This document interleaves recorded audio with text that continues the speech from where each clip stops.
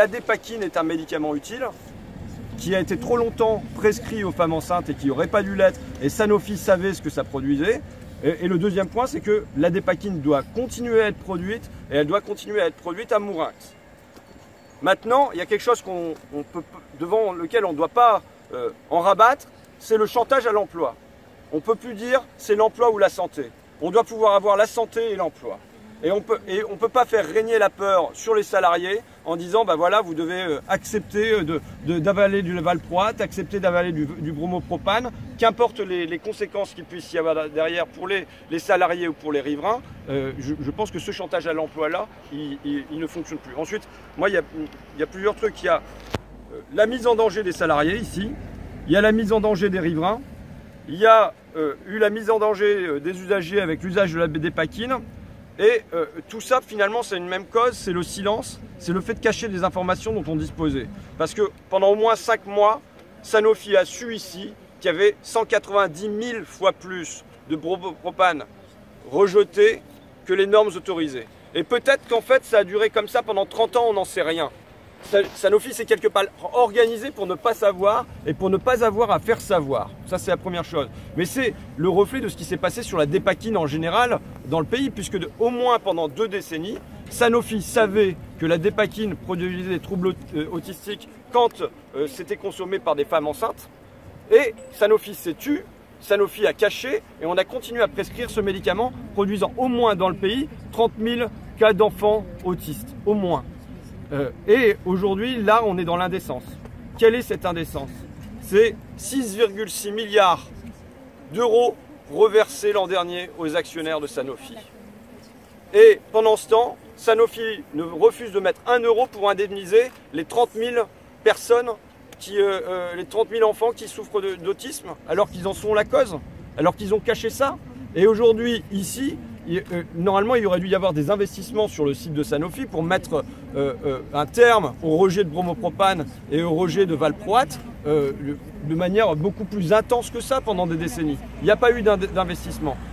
On n'investit plus dans la recherche. C'est pas, moi j'ai vu partir des usines chez moi de pneumatiques avec Goodyear, des usines de lave-linge et de sèche-linge avec Whirlpool et ainsi de suite. Là, on est sur autre chose chez Sanofi. C'est notre santé.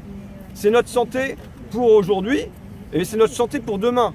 Et les 6,6 milliards d'euros qui sont versés aux actionnaires, pendant qu'on supprime 4000 postes de chercheurs à l'échelle du monde, qu'on en supprime 2000 en France, ce sont les médicaments de demain qui ne seront pas produits.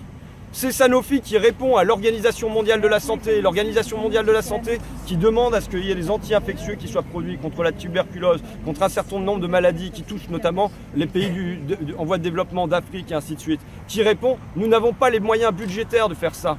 Pourquoi? Parce qu'ils se disent que ça ne va pas leur rapporter assez.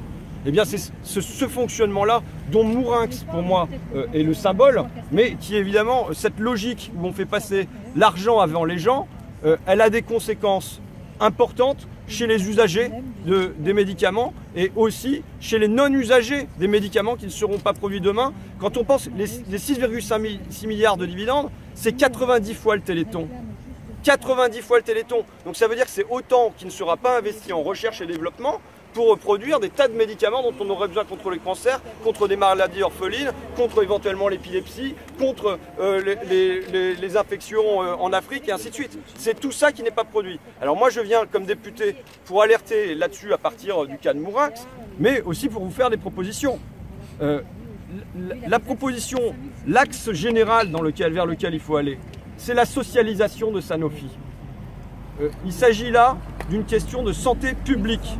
C'est donc au public de décider de ce qu'on fait ou de ce qu'on ne fait pas comme recherche et développement chez Sanofi. Ça veut dire qu'à l'intérieur du conseil d'administration, ça ne devrait plus être le seul représentant du capital et les actionnaires qui soient représentés, mais il faut qu'on ait à l'intérieur des représentants des salariés, des représentants des riverains, des représentants des usagers et aussi pour moi des représentants par exemple des pays du Sud, puisque eux aussi sont impactés par la politique financière de Sanofi qui n'est plus menée par un projet industriel.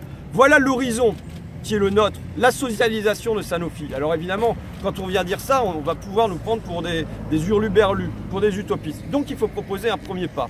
Le premier pas, nous le proposons dès la semaine prochaine, dès l'ouverture du plan de financement de la sécurité sociale, puisque nous aurons toute une série d'amendements et une proposition de loi sur la transparence. La transparence de la composition des médicaments. On sait que par exemple dans le cas du Levothyrox, aujourd'hui, il a été opposé le secret des affaires à connaître la composition de la nouvelle formule du Levothyrox. On doit pouvoir connaître la composition de tous les médicaments et on ne peut pas nous opposer le secret des affaires. On doit pouvoir avoir connaissance de toutes les études qui sont réalisées à l'intérieur de Sanofi, pour à la fois les études sur la qualité des médicaments et les études sur ce qui est rejeté. Et on ne peut pas nous opposer à ça, le secret des affaires. Le problème aujourd'hui, c'est l'État et les services de l'État et le chef de l'État. Normalement, l'État doit servir de garant de l'intérêt général, doit venir protéger les usagers, doit venir protéger les salariés, doit venir protéger les riverains. Ça c'est sur le site de Mourinx, peut-être que pendant des décennies il y a eu ces rejets sans que l'État n'intervienne, c'est problématique. Mais je veux dire, il faut voir la situation, l'aberration dans laquelle on s'est trouvé au mois de juillet. Il me semble que ici c'est le 8 juillet, le dimanche 8 juillet est révélé que sur le site de Mourinx, 190 000 fois plus de propane sont rejetés que les normes autorisées, une substance cancérigène. Le lundi 9 juillet, le Dalder et donc notamment le directeur général de Sanofi, M. Brandicourt, est reçu à l'Élysée. On se dit, mais bon sang, M. Macron, président de la République, représentant les Français, il va venir taper du poing sur la table. Il va venir dire que c'est vraiment pas normal de rejeter comme ça des substances cancérigènes dans l'atmosphère, de ne pas vouloir indemniser les victimes de la dépakine, de supprimer des milliers d'emplois dans la recherche en France. Il va venir taper du poing sur la table et remettre Sanofi dans le droit chemin d'un projet industriel. Donc on se dit qu'il va se fâcher. Qu'est-ce qu'on lit le mardi 10 juillet dans les Échos ? Au lendemain de la rencontre entre le directeur général de Sanofi et le président Emmanuel Macron, on voit la photo de M. Brandicourt rayonnant, tout heureux, jubilant et disant que les mesures du gouvernement sont très encourageantes, je le cite. C'est-à-dire que malgré ça, malgré ce qui se passe à Mourinx, malgré ce qui s'est passé pour la dépakine, malgré ce qui se passe dans la suppression de 4000 postes de chercheurs dans le monde, eh bien Sanofi a été récompensé par le gouvernement. A été récompensé comment ? Moins de délais pour les autorisations de mise sur le marché, c'est-à-dire qu'on pourra mettre des médicaments plus rapidement sur le marché, la garantie qu'on pourra augmenter de 3% le tarif des médicaments pendant 3 ans, et ensuite la mise en place d'un fonds avec BPI, la Banque publique d'investissement, de 250 millions, 200 millions mis en œuvre par la BPI pour faire de la recherche et des développements sur le médicament, comme si avec 6,6 milliards de versés aux actionnaires, Sanofi n'avait pas suffisamment et qu'ils avaient besoin encore de davantage d'argent public pour faire de la recherche et du développement. Donc là, je veux vous dire, moi je pense que les dirigeants de Sanofi, aujourd'hui, ils devraient pétocher. Ils devraient faire dans leur froc. Ils devraient se demander quand est-ce qu'on va m'enlever ma cravate, quand est-ce qu'on va m'enlever mes lacets, quand est-ce qu'on va m'enlever ma ceinture, quand est-ce que je vais être poursuivi pour les 20 années pendant lesquelles il y a eu 30 000 enfants qui souffrent de la dépakine alors que nous savions. Quand est-ce que je vais être poursuivi parce que les riverains et les salariés de ce site à Mourinx ont avalé de la dépakine et du bromopropane durant des années. Quand est-ce que je vais être poursuivi pour tout ça? Ils devraient avoir peur de ça. Et l'État devrait être là avec le ministère de la Justice, avec le ministère de l'Intérieur et avec le chef de l'État pour leur faire peur. Pour leur faire peur. Et à l'inverse, à quoi on assiste? À une récompense par le chef de l'État lui-même. Maintenant, on connaît très bien les liens entre Sanofi et la Macronie.